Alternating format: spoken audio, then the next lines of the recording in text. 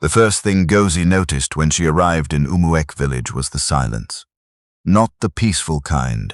The kind that made a person feel like the whole world had forgotten this place existed. The road leading into the village was narrow and unpaved, lined with tall grass that bent lazily in the afternoon breeze. Her shoes were already covered in red dust, and her single bag hung heavy on her shoulder. She had been posted here for her National Youth Service, a small village in the eastern part of Nigeria, hours away from any city she recognized.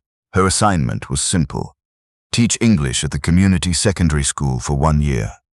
But standing at the edge of this village, watching a goat cross the road like it owned the place, Ngozi wondered what kind of year this was going to be. What did the old woman hiding behind her cracked window discover about this stranger? And how did one small act of kindness turn Ngozi's entire life upside down? The room they gave her was at the back of the school compound. It had a thin mattress on a wooden frame, a plastic chair, a bucket for bathing, and a window that wouldn't close all the way. The walls were stained with watermarks from the last rainy season. The ceiling had a crack running through the middle, and Ngozi found herself staring at it that first night, wondering if it would hold. She didn't cry. She wanted to, but she didn't. She had grown up with less. Her mother had raised her and her 2 younger brothers alone after their father passed when Ngozi was 11. They lived in a 1-room apartment in Lagos, the 3 children sharing a mat on the floor while their mother slept sitting up in a chair most nights because there wasn't enough space.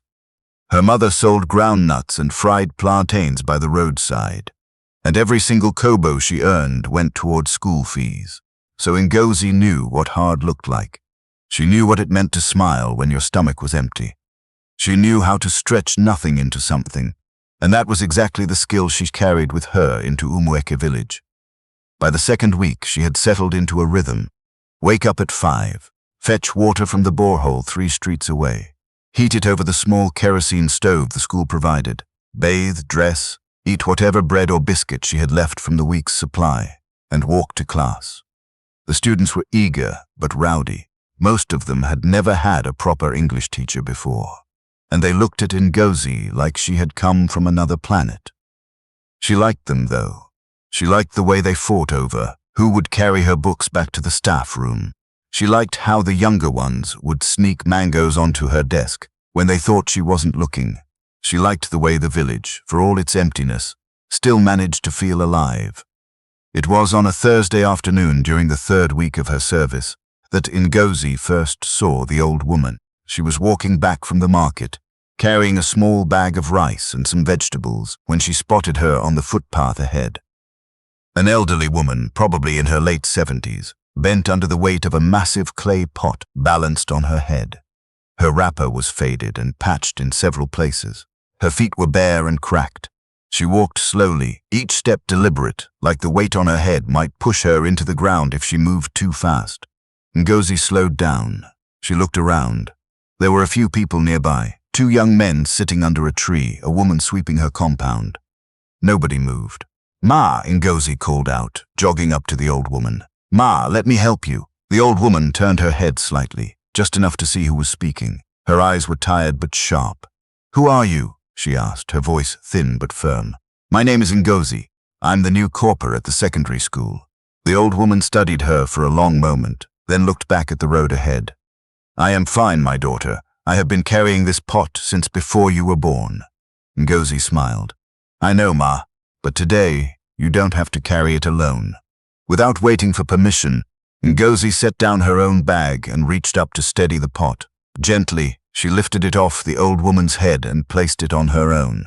It was heavier than she expected, and she stumbled slightly before finding her balance. The old woman watched with an expression that was hard to read. "Where are you going, Ma?" "My house. It is just ahead, near the big mango tree." They walked together in silence for a while. Ngozi could feel the pot pressing down on her skull, and she understood now why the old woman's steps had been so slow. When they reached the house, a small bungalow with a rusted zinc roof and a tiny compound, Ngozi set the pot down carefully by the front door. "Thank you, my daughter," the old woman said quietly. "It's nothing, Ma.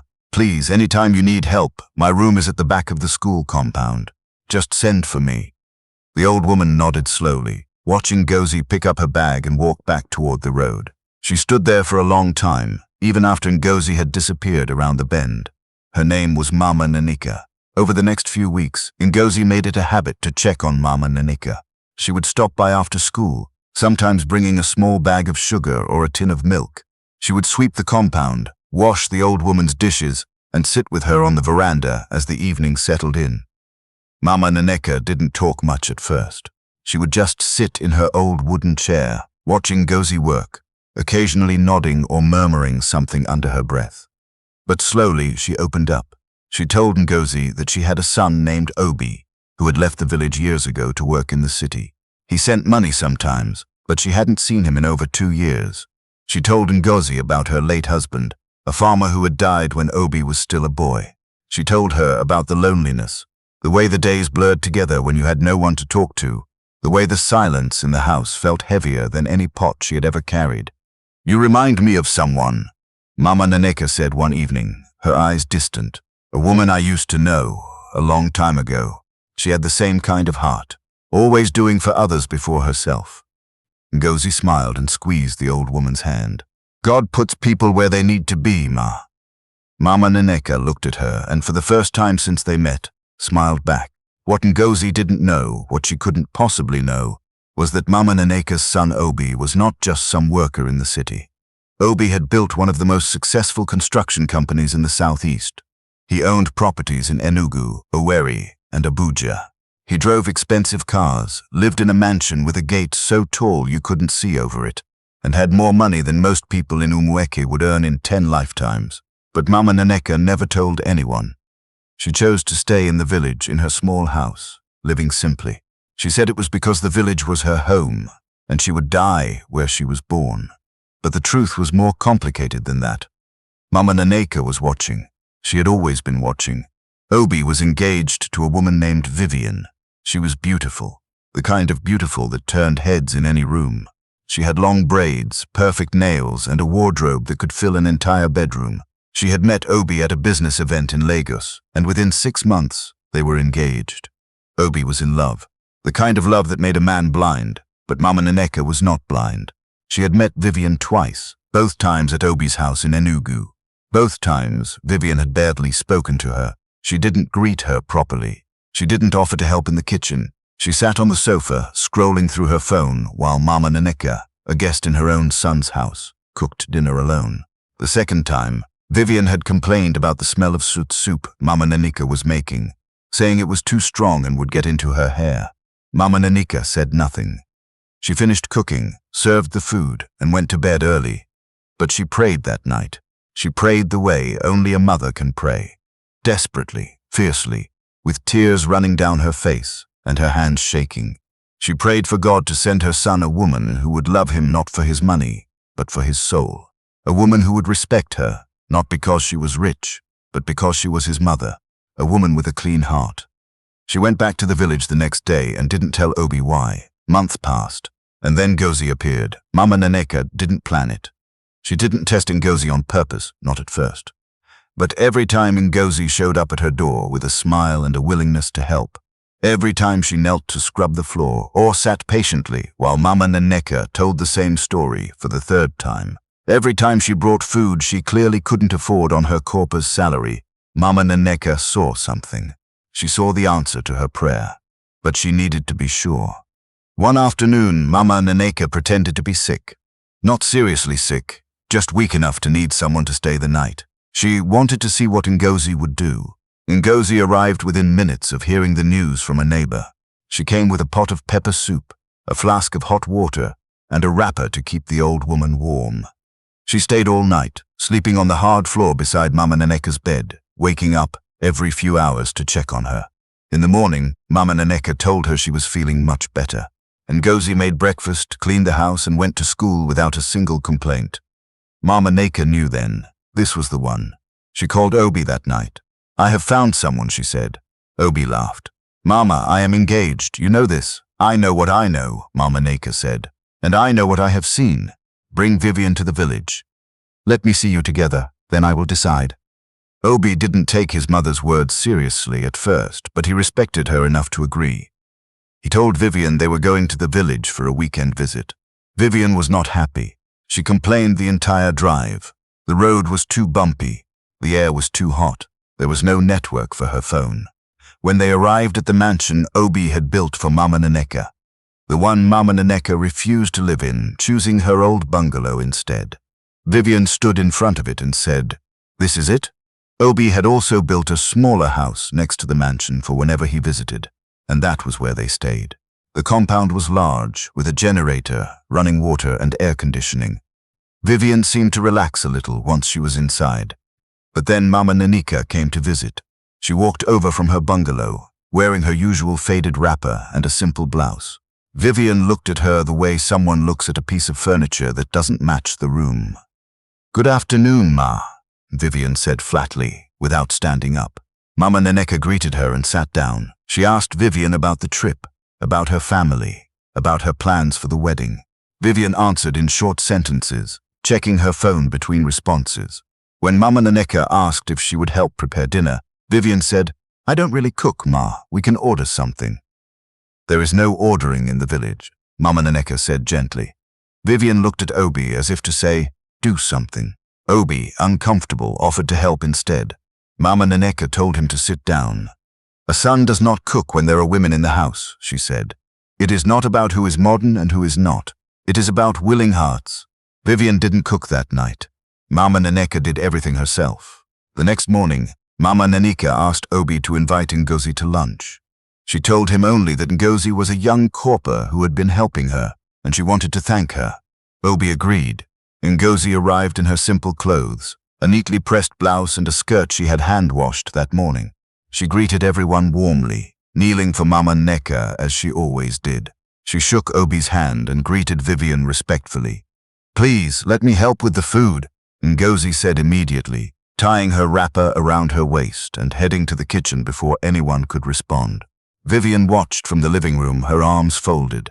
In the kitchen, Ngozi moved with ease. She washed the vegetables, diced the onions, set the pots, stirred the soup, fried the plantains, and all the while chatted with Mama Naneka about the students at school, the funny things they said, the way one boy had tried to propose to another teacher, using a note written entirely in Igbo proverbs.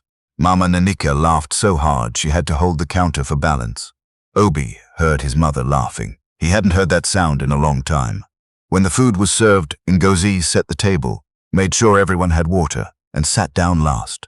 She ate modestly and talked only when spoken to. After the meal, she cleared the dishes, washed them, swept the kitchen floor, and thanked Mama Naneka for the invitation. Vivian didn't help clear a single plate. That evening, Mama Naneka sat with Obi on the veranda. The sun was setting, casting everything in a warm golden light. The village was quiet except for the distant sound of children playing. "That girl," Mama Naneka said. "She has been coming to my house for weeks. She carries my water. She sweeps my floor. She sits with me when the silence is too loud. She does this every day, without being asked, without expecting anything." Obi was quiet. "I have never asked you to choose my happiness over yours," Mama Naneka continued. "But I am asking you now to open your eyes. A woman who cannot greet your mother, who cannot lift a spoon in the kitchen, who looks at your village like it is beneath her. This is not the woman God prepared for you." Obi didn't respond that night, but the seed had been planted. 2 weeks later, everything fell apart. Ngozi had been visiting Mama Naneka as usual when she found a gold bracelet on the floor of the living room. It was expensive, the kind of thing no one in the village would own. She picked it up and placed it on the table, thinking Mama Naneka or a visitor had dropped it. The next day, Vivian arrived in the village unexpectedly. She had come to retrieve some earrings she had left at the house during the weekend visit. While she was there, she noticed the gold bracelet on the table. It was hers, one she had been missing for a week. "Who put this here?" Vivian demanded. Mama Naneka explained that Ngozi had found it on the floor. Something shifted behind Vivian's eyes. She looked at the bracelet, then at Mama Naneka, and a cold smile crept across her face. "Found it on the floor," she repeated, "or took it and felt guilty." "Ngozi is not a thief," Mama Naneka said firmly. But Vivian had already made up her mind. She called Obi and told him the corper who had been hanging around his mother had stolen her bracelet. She said she found it hidden in the house, that the girl had probably been stealing small things for weeks. She cried on the phone, said she felt violated, said she didn't feel safe knowing a thief had access to his mother's home. Obi was furious. Not at Vivian, but at Ngozi. He called the village head, Mr. Dyke, and demanded an investigation. Within a day, the accusation had spread through the entire village. The kind teacher, the helpful corper, was being called a thief. Ngozi couldn't believe it. She stood in Mr. Dyke's compound, shaking as villagers gathered to watch. Vivian stood behind Obi, dabbing her eyes with a handkerchief. Mama Neka sat in a chair to the side, silent, her face unreadable. "I didn't steal anything," Ngozi said, her voice trembling. "I found the bracelet on the floor and put it on the table. I didn't even know whose it was." Vivian scoffed. "Of course a thief would say that." "I am not a thief," Ngozi repeated louder this time. "I have never taken anything that doesn't belong to me. Ask Mama Naneka. Ask anyone in this village. I have been nothing but honest since I arrived here." Obi looked at his mother. "Mama, is this true?" Before Mama Naneka could speak, Vivian cut in. "She's manipulated your mother, Obi, can't you see? She's been pretending to be kind so she could gain access to the house. Who knows what else she's taken?" The village head decided that Ngozi would be reported to the NYSC authorities and suspended from her teaching duties until the matter was resolved. 2 local police officers came and escorted Ngozi away. She didn't resist. She walked with her head held high, tears streaming silently down her face, and she didn't look back. That night, Mama Neka couldn't sleep. She sat on her bed, hands clasped, praying the same prayer she had prayed 100 times. "God, you know the truth. You know that girl's heart. Let the truth come to light." In the days that followed, the village moved on. People whispered about Ngozi, the corper who turned out to be a thief. Some felt sorry for her, but most believed Vivian's story. Ngozi was held at the local police station for 3 days before the NYSC office sent a representative to review the case. There was no evidence of theft beyond Vivian's accusation, but the damage was done. Ngozi was reassigned to another location and told to leave Umueki immediately. She packed her bag, the same bag she had arrived with, and walked to Mama Naneka's house one last time. The old woman was sitting on her veranda, waiting. "I'm leaving, Ma," Ngozi said. Mama Naneka reached out and held her hand. "Sit with me." They sat in silence for a long time. The evening was warm and the crickets had already started their chorus. "I know you didn't steal anything," Mama Naneka said finally. "And God knows, too. What he has planned for you, no human being can stop." Ngozi nodded, wiping her eyes. "Thank you, Ma, for everything." She left Umueke that evening, and Mama Naneka watched her go the same way she had watched her the first day. Standing by the door, watching until the girl disappeared around the bend. But Mama Naneka was not done. The next week, she called Obi and told him to come to the village immediately. When he arrived, she didn't greet him at the door. She was sitting at the kitchen table, and on the table was a small digital camera, the kind used for security. "What is this, Mama?" Obi asked. "Sit down," she said. Mama Naneka explained that after Obi's weekend visit, she had asked a neighbor's son to install a small camera in her living room. She had been worried about her own safety, she said. An old woman living alone. The boy had set it up, and it had been recording ever since. She pressed play. The footage showed Vivian entering the house while Mama Naneka was napping in the bedroom. Vivian walked through the living room, looked around to make sure she was alone, and then pulled the gold bracelet from her purse. She placed it on the floor near the chair where Ngozi usually sat. Then she left. Obi stared at the screen. His face went through every emotion a human face can hold. Confusion, denial, anger, shame, and finally, a deep, crushing realization. "She planted it," he whispered. "She planted it," Mama Naneka confirmed. She knew Ngozi would find it. She knew Ngozi would pick it up, and she used that to destroy an innocent girl. Obi sat back in his chair, his hands over his face. He stayed like that for a long time. "Why?" he finally asked. "Why would she do this?" "Because she saw what I saw," Mama Neka said. "She saw a woman with a good heart, and she felt threatened. Vivian does not want a mother-in-law who sees the truth. She does not want anyone around you who might show you what real love looks like." Obi called Vivian that night. The conversation was short. He told her he had seen some footage. He told her the engagement was over. Vivian screamed, cried, threatened, and begged. She said the video was fake. She said Mama Neka had set her up. She said Ngozi had seduced him. Obi hung up the phone and didn't answer when she called back. 3 days later, he drove to the NYC office to find Ngozi. It took some effort. They were reluctant to share her reassignment details. But Obi was persuasive and patient. He found her at a small primary school in a neighboring town, teaching a class of 20 children how to spell beautiful.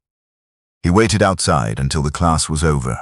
When Ngozi walked out and saw him standing by the gate, she froze. "Mr. Obi," she said cautiously, "why are you here? I owe you an apology," he said, "and my mother wants you to come home." Ngozi didn't understand at first. Obi explained everything: the camera, the footage, Vivian planting the bracelet, the broken engagement. He stood there in front of her, this wealthy man in his expensive shirt and polished shoes, and his eyes were red like he hadn't slept in days. "I believed the wrong person," he said. "I let an innocent woman be humiliated because I didn't have the sense to look deeper. I am sorry, Ngozi. Truly sorry." Ngozi was quiet for a long time. She looked at the school behind her, at the children's drawings taped to the windows, at the dust settling on the road between them. "I don't need an apology from you," she said finally. "I need you to understand something. I didn't help your mother because I wanted anything from your family. I helped her because she needed help, and I was there. That is who I am. That is who my mother raised me to be." Obi nodded. "I know. That's exactly what my mother said." Mama Neka was waiting when they arrived back in Umweke. She had cooked. The compound was swept. The veranda chairs were arranged, and there was even a small vase of wildflowers on the table, which Ngozi had never seen before. The old woman stood up when she saw Ngozi step out of the car, and for the first time her eyes filled with tears. She held Ngozi's face in both hands and said, "My daughter." My prayer answered. The village head, Mr. Dyke, called a community meeting the following week. Obi showed the footage publicly. The room went silent. People who had whispered about Ngozi hung their heads. The women who had refused to greet her at the market looked at their feet. Mr. Dyke stood and said, "Let this be a lesson. The truth is patient. It waits, but it always comes." Ngozi forgave the village. She forgave them because holding anger was too heavy, and she had already carried enough. In the months that followed, Obi visited the village more often. He didn't come with grand gestures or expensive gifts. He came to sit on his mother's veranda, to eat Ngozi's cooking, to listen to her stories about the children at school. He came to learn who she was, slowly, the way real things take time. One evening, as the three of them sat together watching the sun go down, Mama Neka cleared her throat. "I have something to say," she announced. Obi and Ngozi both looked at her. "When I prayed for my son to find a good woman, I imagined many things, but I never imagined God would send her to carry a pot on her head for me on a Thursday afternoon." She paused, shaking her head slowly with a smile. "God has a sense of humor." Obi looked at Ngozi. Ngozi looked at her hands. Mama Neka looked at both of them and laughed, that deep, full laugh that Obi hadn't heard in years. 6 months later, Obi asked Ngozi to marry him. He didn't do it in a fancy restaurant or on a rooftop with city lights. He did it in Mama Neka's compound under the mango tree, with the old woman watching from her chair and the evening light turning everything gold. Ngozi said yes. The wedding was held in Umweke. The entire village came. The students from the secondary school made a banner that said, "Our teacher, our hero." Mama Neka wore a brand new wrapper, the first new piece of clothing she had accepted from Obi in years. She danced at the reception like a woman half her age, holding Ngozi's hand and spinning her around while the drums played. People came from the city too. Business associates, friends, distant relatives who suddenly remembered they were family now that Obi was getting married. But the people who mattered most were the ones who had been there from the beginning. The neighbor's son who installed the camera. Mr. Dyke, who had the courage to show the truth publicly. The students who never stopped believing their teacher was innocent. And Mama Neka, who sat at the center of it all, watching her son dance with his wife, knowing that her prayer, the one she had whispered into the dark with tears on her face and trembling hands, had been answered in a way more beautiful than she had ever dared to imagine. Vivian was not there. No one mentioned her name. She had disappeared back into the city, back into whatever life she had built on appearances and pretense. Some said she had moved to another state. Others said she had called Obi once more, months after the breakup, to apologize. Whether he answered, nobody knew. Years later, when people in Umweke told the story of Ngozi and Mama Nneka, they always started the same way. They didn't start with the wedding or the mansion or the money. They started with a dusty road, an old woman carrying a heavy pot, and a young stranger who stopped when nobody else would, because that is where it began, not with wealth or luck or destiny. It began with a girl who saw someone struggling and chose to help, not because it would change her life, but because it was the right thing to do. And sometimes that is all it takes. One act of kindness, one moment of choosing to care when the rest of the world keeps walking, one decision to carry someone else's burden, even when your own shoulders are already tired. God sees those moments, every single one, and in His own time, in His own way, He answers.